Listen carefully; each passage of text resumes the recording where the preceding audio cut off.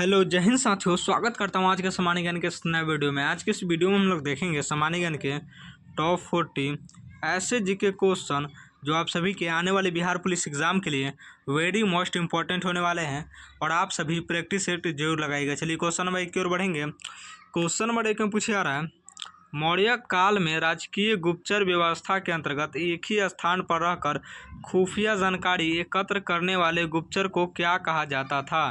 तो याद रखना है, खुफिया जानकारी एकत्र करने वाले गुप्तचर को जो है क्या कहा जाता था, संस्था कहा जाता था। क्वेश्चन नंबर 1 का भी बिल्कुल सही जवाब हो जाएगा संस्था। चलिए क्वेश्चन नंबर 2 की ओर बढ़ेंगे। क्वेश्चन नंबर 2 में पूछा जा रहा है, बिहार के किस जिले में अवस्थित वाल्मीकि बाघ अभयारण्य वाल्मीकि टाइगर रिजर्व के जंगलों की सीमा नेपाल के चितवन राष्ट्रीय उद्यान से मिलती है। तो याद रखिएगा, नेपाल के चितवन राष्ट्रीय उद्यान से मिलती है, याद रखिएगा पश्चिमी चंपारण में। क्वेश्चन नंबर 2 का भी बिल्कुल सही जवाब हो जाएगा पश्चिमी चंपारण। चलिए क्वेश्चन नंबर 3 की ओर बढ़ेंगे। क्वेश्चन नंबर 3 में पूछा जा रहा है, वर्ष 1942 के भारत छोड़ो आंदोलन के दौरान स्वतंत्रता की घोषणा करने वाले और सारण में समानांतर सरकार का नेतृत्व करने वाले नेता कौन थे। तो याद रखना है, समानांतर सरकार का नेतृत्व करने वाले नेता कौन थे, जगलाल चौधरी। क्वेश्चन नंबर 3 का ये बिल्कुल सही जवाब हो जाएगा जगलाल चौधरी। चलिए क्वेश्चन नंबर 4 की ओर बढ़ेंगे। क्वेश्चन नंबर 4 में पूछा जा रहा है, भारतीय संविधान के किस अनुच्छेद के तहत राज्य विधानसभा के अध्यक्ष और उपाध्यक्ष के वेतन तथा भत्तों का निर्धारण राज्य विधानमंडल द्वारा किया जाता है। तो याद रखिएगा, भत्तों का निर्धारण राज्य विधानमंडल द्वारा किया जाता है, अनुच्छेद 186 के तहत किया जाता है। क्वेश्चन नंबर 4 का ये बिल्कुल सही जवाब हो जाएगा। चलिए क्वेश्चन नंबर 5 की ओर बढ़ेंगे। क्वेश्चन नंबर 5 में पूछा जा रहा है, पाल वंश के किस शासक ने तिब्बत के राजा के निमंत्रण पर प्रसिद्ध बौद्ध विद्वान अतीश दीपंकर श्रीज्ञान को बौद्ध धर्म के प्रचार के लिए तिब्बत भेजा था। तो याद रखना है, बौद्ध धर्म के प्रचार के लिए तिब्बत भेजा था, याद रखना है कहाँ, तो न्यायपाल ने भेजा था। पाल वंश के किस शासक ने तिब्बत के राजा निमंत्रण पर प्रसिद्ध बौद्ध विद्वान अतीश दीपंकर श्रीज्ञान को बौद्ध धर्म के विचार के लिए तिब्बत भेजा था, न्यायपाल ने। क्वेश्चन नंबर 5 का सी बिल्कुल सही जवाब हो जाएगा। चलिए क्वेश्चन नंबर 6 की ओर बढ़ेंगे। क्वेश्चन नंबर 6 में पूछा जा रहा है, वर्ष 1934 में पटना में आयोजित अखिल भारतीय कांग्रेस सोशलिस्ट पार्टी के प्रथम औपचारिक सम्मेलन के अध्यक्ष कौन चुने गए थे। तो याद रखना है, प्रथम औपचारिक सम्मेलन के अध्यक्ष कौन चुने गए थे, तो आपको याद रखना है आचार्य नरेंद्र देव को चुने गए थे। क्वेश्चन नंबर 6 का भी बिल्कुल सही जवाब हो जाएगा आचार्य नरेंद्र देव। चलिए क्वेश्चन नंबर 7 की ओर बढ़ेंगे। क्वेश्चन नंबर 7 में पूछा जा रहा है, भारतीय संविधान के किस अनुच्छेद के तहत राज्य विधानमंडल के सत्र में न होने पर राज्यपाल को विशेष परिस्थितियों में अध्यादेश वापस लेने की शक्ति प्राप्त है। तो याद रखना है, अध्यादेश वापस लेने की शक्ति प्राप्त है, अनुच्छेद 213 के तहत जो है प्राप्त है। क्वेश्चन नंबर 7 का भी बिल्कुल सही जवाब हो जाएगा। चलिए क्वेश्चन नंबर 8 की ओर बढ़ेंगे। क्वेश्चन नंबर 8 में पूछा जा रहा है, बिहार की महानदा नदी उत्तर पूर्वी बिहार की एक प्रमुख नदी है। यह नदी बिहार के किस जिले में सर्वप्रथम भारतीय सीमा में प्रवेश करती है। तो याद रखना है, सर्वप्रथम भारतीय सीमा में प्रवेश करती है किशनगंज में। क्वेश्चन नंबर 8 का भी बिल्कुल सही जवाब हो जाएगा किशनगंज। चलिए क्वेश्चन नंबर 9 की ओर बढ़ेंगे। क्वेश्चन नंबर 9 में पूछा जा रहा है, गयासुद्दीन तुगलक ने किस वर्ष बिहार के तिरहुत मिथिला क्षेत्र पर आक्रमण कर कर्नाट वंश के अंतिम राजा हरि सिंह देव को नेपाल की पहाड़ियों में भागने पर मजबूर किया था।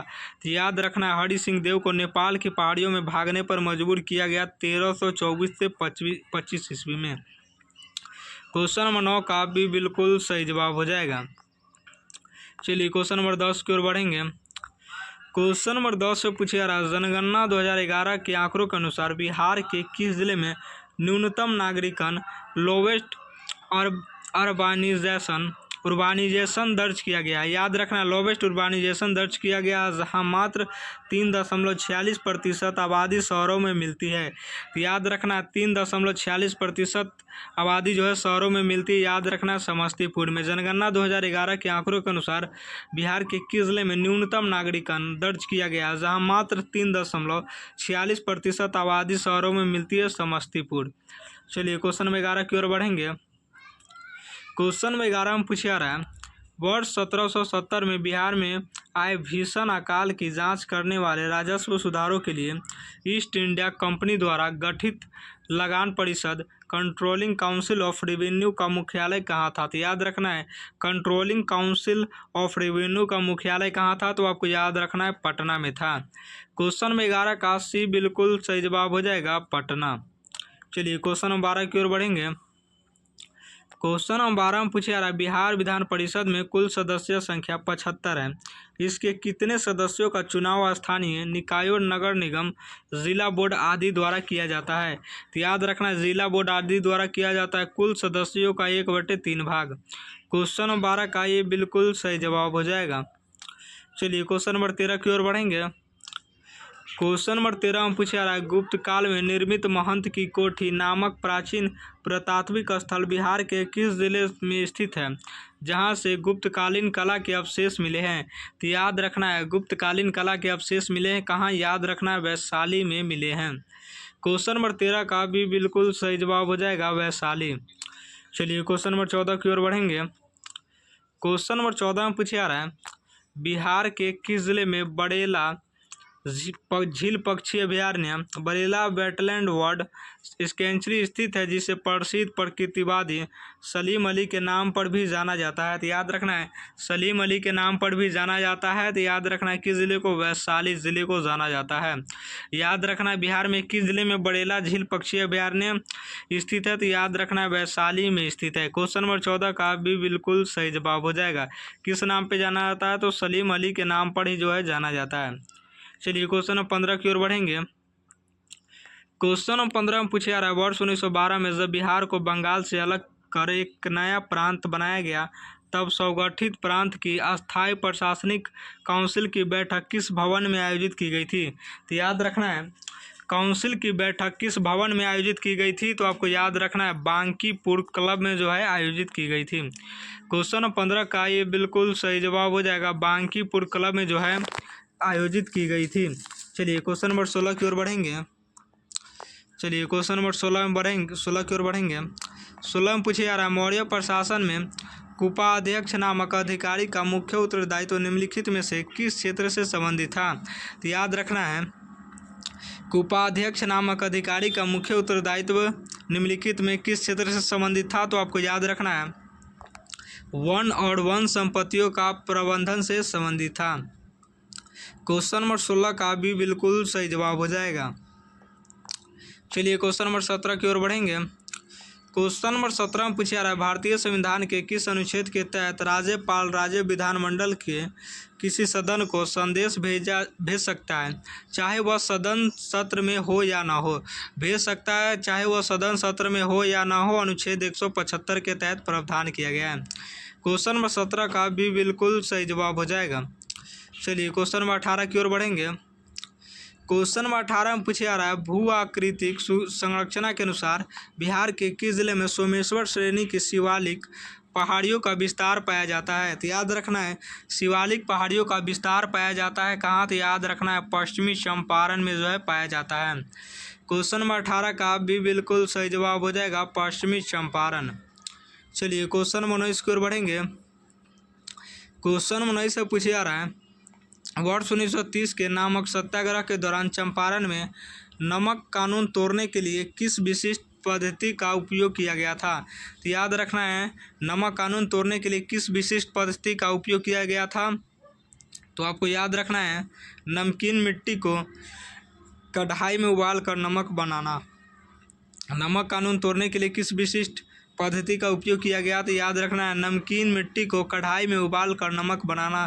क्वेश्चन नंबर 19 का भी बिल्कुल सही जवाब हो जाएगा। चलिए क्वेश्चन नंबर 20 की ओर बढ़ेंगे। क्वेश्चन नंबर 20 में पूछा जा रहा है, बिहार के किस क्रांतिकारी को वर्ष 1929 के लाहौर षड्यंत्र केस में भगत सिंह और बटुकेश्वर दत्त की मदद करने के आरोप में बिहार से गिरफ्तार किया गया था? तो याद रखना है बिहार से गिरफ्तार किया गया था किसे? तो याद रखना है कमलनाथ तिवारी को जो है गिरफ्तार किया गया था। 1929 के लाहौर षड्यंत्र केस में जो है भगत सिंह और बटुकेश्वर दत्त की मदद करने के आरोप में जो है कमलनाथ तिवारी को जो है बिहार से गिरफ्तार किया गया था। क्वेश्चन नंबर 20 का सी बिल्कुल सही जवाब हो जाएगा। चलिए क्वेश्चन नंबर 21 की ओर बढ़ेंगे। क्वेश्चन में 21 से पूछा रहा है, मगध साम्राज्य पर राज करने वाले शुंग वंश के अंतिम शासक देवभूति की हत्या करके किसने कनक वंश की स्थापना की थी? तो याद रखना है कनक वंश की स्थापना किसने की थी? वासुदेव ने की थी। क्वेश्चन में 21 का भी बिल्कुल सही जवाब हो जाएगा वासुदेव। चलिए क्वेश्चन नंबर 22 की ओर बढ़ेंगे। क्वेश्चन नंबर 22 से पूछे जा रहा है, भारतीय संविधान के किस अनुच्छेद के तहत यदि बिहार विधानसभा का कोई सदस्य सदन की बैठक से लगातार कितने दिनों तक अनुपस्थित रहता है तो उसकी सीट रिक्त घोषित की जा सकती है? तो याद रखना है कितने दिनों तक अनुपस्थित रहता है तो उसकी सीट रिक्त घोषित की जा सकती है। तो याद रखना है 60 दिन तक अगर अनुपस्थित रहता है तो अनुच्छेद 190 के तहत जो है उसकी स्थान को जो है रिक्त घोषित किया जा सकता है, की जा सकती है। क्वेश्चन नंबर 22 का ये बिल्कुल सही जवाब हो जाएगा। चलिए क्वेश्चन नंबर 23 की ओर बढ़ेंगे। क्वेश्चन नंबर 23 से पूछे जा रहा है, बिहार के मैदानी भागों में पुरानी जलोढ़ मिट्टी को स्थानीय भाषा में क्या कहा जाता है जिसमें क्ले की मात्रा सबसे अधिक होती है? तो याद रखना है पुरानी जलोढ़ मिट्टी को स्थानीय भाषा में जो है किस नाम से जाना जाता है? तो करैल केवाल मिट्टी के नाम से जो है जाना जाता है, जिसकी मात्रा जो है इसमें कौन सी मात्रा अधिक होती है? तो क्ले की मात्रा जो है सबसे अधिक होती है।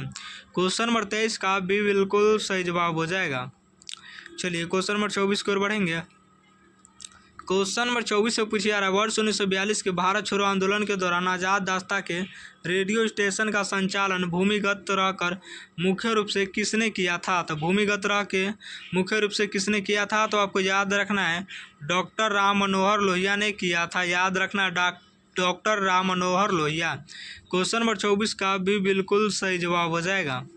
चलिए क्वेश्चन नंबर 25 की ओर बढ़ेंगे। क्वेश्चन नंबर 25 से पूछा जा रहा है, मध्यकाल में बिहार के किस प्रसिद्ध सूफी संत को शरफुद्दीन अहमद के नाम से भी जाना जाता है जिनका संबंध फिरदौसिया सिलसिले से था? तो फिरदौसिया सिलसिले से था कौन? तो याद रखना मखदूम शरफुद्दीन यहाँ मनेरी था। फिरदौसिया सिलसिले से था मखदूम शरफुद्दीन यहाँ मनेरी। क्वेश्चन नंबर 25 का भी बिल्कुल सही जवाब हो जाएगा। चलिए क्वेश्चन नंबर 26 की ओर बढ़ेंगे। क्वेश्चन नंबर 26 में पूछा जा रहा है, बिहार पंचायती राज अधिनियम 2006 के तहत ग्राम सभा की 2 बैठकों के बीच अधिकतम कितने महीने का अंतर होना चाहिए? याद रखना है कितने महीने का अंतर होना चाहिए? तो याद रखना 3 महीने तक का जो है अंतर होना चाहिए। क्वेश्चन नंबर 26 का भी बिल्कुल सही जवाब हो जाएगा। चलिए क्वेश्चन नंबर 27 की ओर बढ़ेंगे। क्वेश्चन नंबर 27 से पूछा जा रहा है, किस बौद्ध संगीति के दौरान बौद्ध संघ का प्रथम विभाजन स्थविर और महासंघिक नामक 2 गुटों में हो गया था जो वैशाली में आयोजित हुई थी? याद रखना वैशाली में आयोजित हुई थी द्वितीय बौद्ध संगीति। याद रखना है द्वितीय बौद्ध संगीति वैशाली में आयोजित हुई थी, द्वितीय बौद्ध संगीति। क्वेश्चन नंबर 27 का भी बिल्कुल सही जवाब हो जाएगा। चलिए क्वेश्चन नंबर 28 की ओर बढ़ेंगे।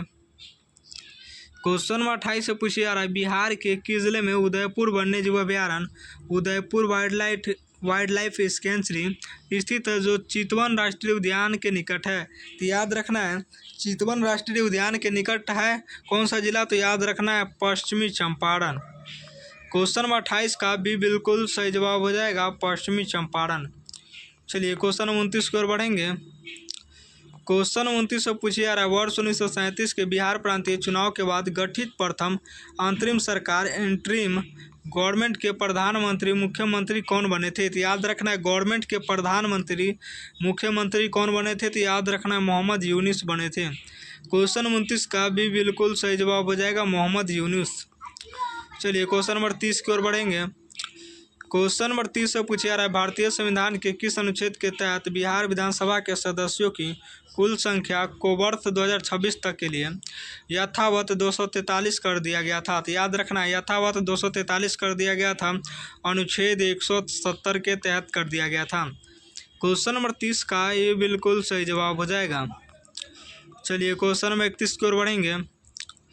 क्वेश्चन नंबर 31 से पूछा जा रहा है, बिहार के भागलपुर में स्थित शाहजंगी की दरगाह का निर्माण मध्यकाल में किस सूफी संत सिलसिले के प्रभाव को दर्शाता है?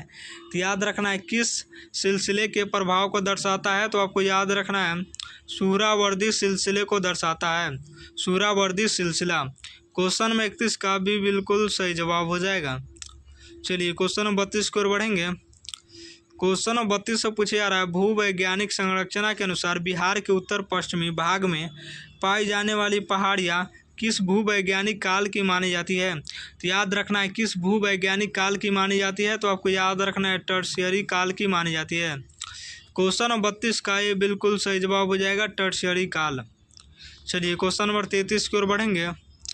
क्वेश्चन नंबर 33 से पूछा जा रहा है, चंपारण सत्याग्रह के दौरान गांधी जी को मोतिहारी में रहने के लिए किस स्थानीय व्यक्ति ने अपना घर और कार्यालय उपलब्ध कराया था? तो याद रखना है किस व्यक्ति ने अपना घर और कार्यालय उपलब्ध कराया था, तो आपको याद रखना है गोरख प्रसाद ने जो है अपना घर और कार्यालय जो है उपलब्ध कराया था। क्वेश्चन नंबर 33 का भी बिल्कुल सही जवाब हो जाएगा। चलिए क्वेश्चन नंबर 34 की ओर बढ़ेंगे। क्वेश्चन नंबर 34 से पूछा जा रहा है, बिहार लोकयुक्त अधिनियम बिहार लोकयुक्त एक्ट को राज्य में सर्वप्रथम किस वर्ष पारित और प्रभावी किया गया था? तो याद रखना है राज्य में किस वर्ष प्रभावी और पारित और प्रभावी किया गया था, तो आपको याद रखना है वर्ष 1973 में। क्वेश्चन नंबर 34 का ये बिल्कुल सही जवाब हो जाएगा। चलिए क्वेश्चन नंबर 35 की ओर बढ़ेंगे। क्वेश्चन नंबर 35 से पूछा जा रहा है, मौर्य काल में लसना अध्यक्ष नामक प्रशासनिक अधिकारी का मुख्य दायित्व निम्नलिखित में से किस विभाग से संबंधित था? तो याद रखना है किस विभाग से संबंधित था, तो याद रखना है टंकनशाला और सिक्कों की ढलाई से संबंधित था। क्वेश्चन नंबर 35 का ये बिल्कुल सही जवाब हो जाएगा। चलिए क्वेश्चन नंबर 36 की ओर बढ़ेंगे। क्वेश्चन नंबर 36 से पूछा जा रहा है, वर्ष 1920 में बिहार प्रांतीय राजनीति सम्मेलन का 12वां अधिवेशन भागलपुर में किसकी अध्यक्षता में हुआ था, जिसमें असहयोग आंदोलन का सर्व समर्थन किया गया था? तो याद रखना है असहयोग आंदोलन का समर्थन किया गया था, राजेंद्र प्रसाद ने किया था। क्वेश्चन नंबर 36 का भी बिल्कुल सही जवाब हो जाएगा। चलिए क्वेश्चन नंबर 37 की ओर बढ़ेंगे। क्वेश्चन नंबर 37 से पूछा जा रहा है, बिहार का वह कौन सा जिला है जिसकी सीमा नेपाल देश के साथ साथ उत्तर प्रदेश राज्य को भी स्पर्श करती है? तो याद रखना उत्तर प्रदेश राज्यों को स्पर्श करती है पश्चिमी चंपारण की सीमा। क्वेश्चन नंबर 37 का भी बिल्कुल सही जवाब हो जाएगा। चलिए क्वेश्चन नंबर 38 की ओर बढ़ेंगे। क्वेश्चन नंबर 38 से पूछा जा रहा है, भारतीय संविधान के किस अनुच्छेद के तहत बिहार विधानमंडल के किसी भी सदन में चल रही कार्यवाही को न्यायालय में चुनौती नहीं दी जा सकती है? तो याद रखना है रही कार्यवाही को न्यायालय में चुनौती नहीं दी जा सकती। तो याद रखना है सदन में चल रही कार्यवाही को न्यायालय में चुनौती नहीं दी जा सकती। तो याद रखना अनुच्छेद 212 के तहत जो है नहीं दी जा सकती है। क्वेश्चन नंबर 38 का ये बिल्कुल सही जवाब हो जाएगा। चलिए क्वेश्चन नंबर 39 की ओर बढ़ेंगे। क्वेश्चन नंबर 39 से पूछा जा रहा है, प्रसिद्ध चीनी यात्री कीर्ति सिंह ने नालंदा विश्वविद्यालय में रहकर बौद्ध दर्शन का अध्ययन किया था। उसने भारत में कुल कितने वर्ष बिताए थे? तो भारत में जो है कुल 14 वर्ष बिताए थे। क्वेश्चन नंबर 40 की ओर बढ़ेंगे। क्वेश्चन नंबर 40 से पूछा जा रहा है, वर्ष 1946 में स्वतंत्र भारत से ठीक पहले गठित बिहार की अंतरिम सरकार में राजस्व बोर्ड भूमि सुधार विभाग का कार्यभार किसे सौंपा गया था? तो याद रखना है भूमि सुधार विभाग का जो है कार्यालय किसे सौंपा गया था? तो आपको याद रखना है श्री कृष्ण सिंह को सौंपा गया था। भूमि सुधार विभाग का कार्यालय किसे सौंपा गया था? श्री कृष्ण सिंह। क्वेश्चन नंबर 40 का भी बिल्कुल सही जवाब हो जाएगा। और 40 में से आप सभी का कितना सही हुआ कमेंट जरूर कीजिएगा।